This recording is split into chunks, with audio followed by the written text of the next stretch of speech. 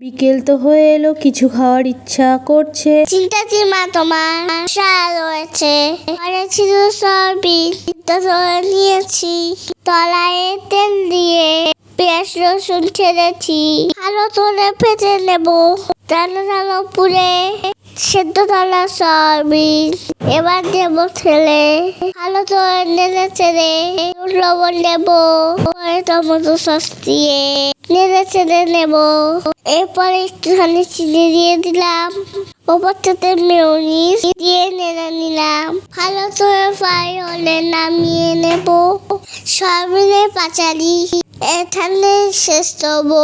জ্বালা জ্বালা শুনলেন সয়াবিনের পাচালি এখনই তেমন চলো আমার এখনই সয়াবিনের পাচালি হলো আমার শেষ।